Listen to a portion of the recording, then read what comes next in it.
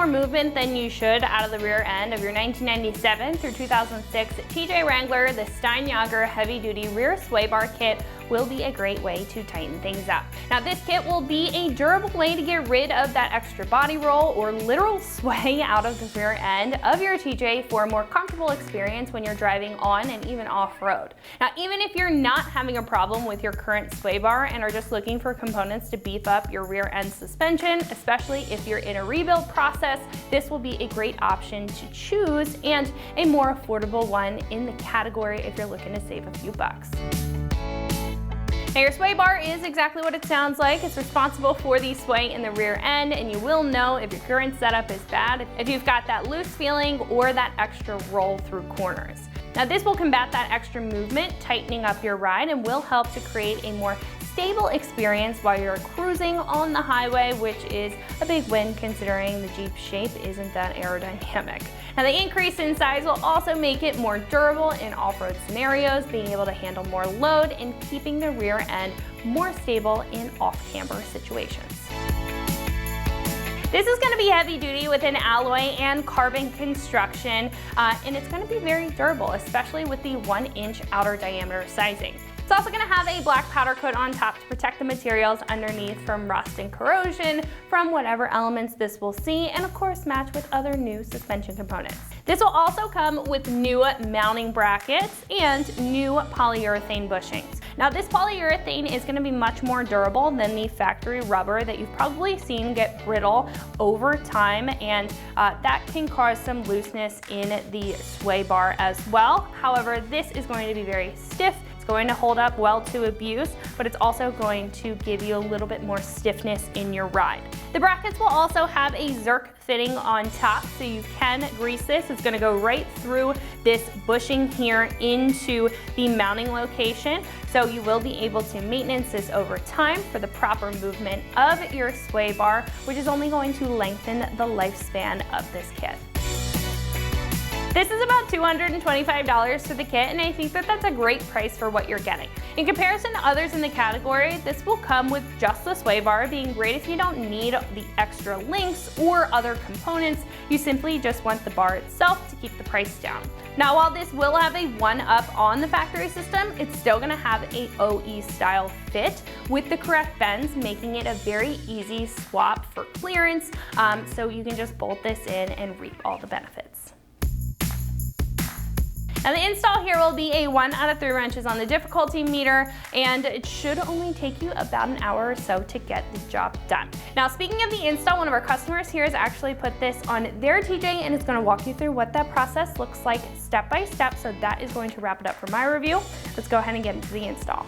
All right, let's take a moment to go over the tools that we use to complete this installation. The first thing you'll need is an 18mm wrench to hold the ends of the sway bar and link bolts, as well as a 15mm socket to remove the 4 bolts connecting the sway bar to the axle, as well as the end links to the end of the sway bar. Using an impact gun can definitely help with this, but is not necessary. You can also use a 15 and 18mm wrench or ratcheting wrench as well. We're also going to need a grease gun with grease of some sort to fill the new bushings that are greasable with the grease needed for them to work properly. Lastly, a nice set of gloves and some shop rags go a long way when working with grease, but are definitely not necessary. This is an installation video of how to install the Steinjager rear sway bar for 1997 to 2006 Jeep Wrangler TJs. We're going to start the removal process of the stock sway bar by removing the 4 bolts that attach the sway bar bushings to the axle of the Jeep. These 4 bolts are located here, here, and the same on the other side, here and here. We're going to use a 15mm socket as well as an impact gun to remove these bolts.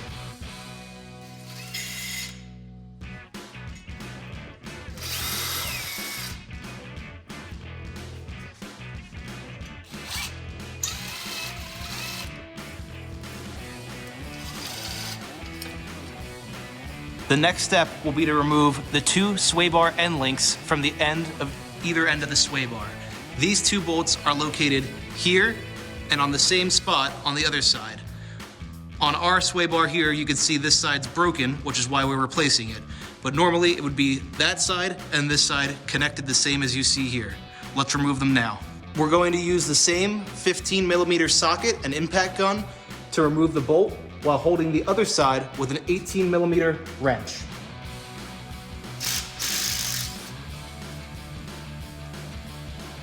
And just like that, our rear sway bar end links are disconnected.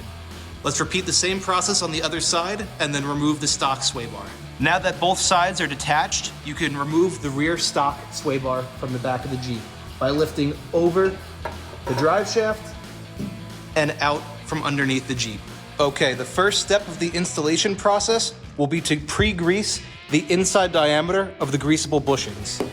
We're going to do that with our grease gun and a little bit of grease, taking that onto our finger, and then lubing the inside of the new bushing.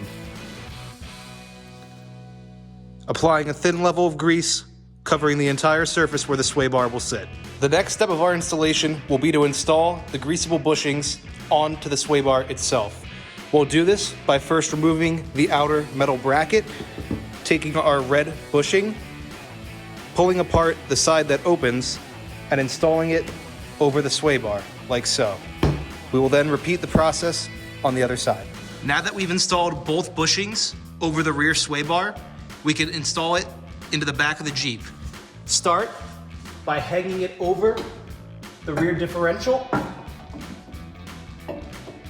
and getting the bushings to line up as closely as you can to their mounting positions. The next step will be to reinstall the metal bracket to hold the bushing onto the axle of the Jeep using the original hardware and new supplied washers. We'll start on one side and then work our way to the other. Start by sliding the bracket back over the bushing so it lines up properly, and then rotate it and slide as needed to line up with the original mounting point on the Jeep. We can then reinstall the hardware. Once we've installed the two bolts that hold the bushing to the axle of the Jeep, we could first do this loosely by hand and then move and do the other side loosely by hand the same way we just did over here.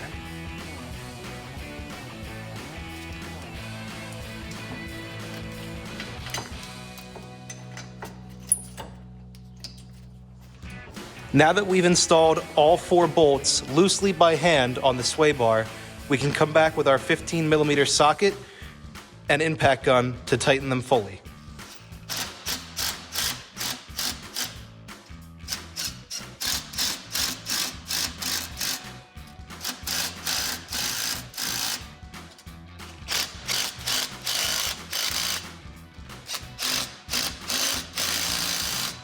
Now that we have successfully installed all 4 bolts holding the sway bar to the axle of the Jeep, we can turn our attention to the sway bar end links, which will need to be attached to the sway bar itself. We can do this by reusing the same hardware as we used with the stock sway bar. Start by taking the stock sway bar end link bolt, installing a washer on one end, starting on the outside of the sway bar end link, install it, slide over your next washer, and then we can push it through the end of our sway bar and finish by installing the nut. We're going to leave this side loose for now while we repeat the same process on the other side. Now that we've loosely installed both sway bar end links onto the end of the sway bar, we can come back with our 18 millimeter wrench and our 15 millimeter socket and tighten the end links to the sway bar.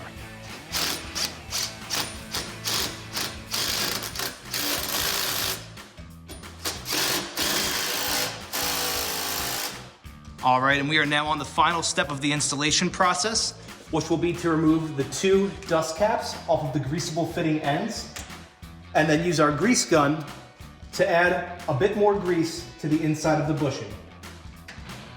Start by attaching the grease gun to the end of the fitting and pumping until you start to see grease come out of one of the sides. We now know the bushing is properly greased, and we can reinstall our dust cap on the end of the bushing. I'm then going to repeat the process on the other side to wrap up this install.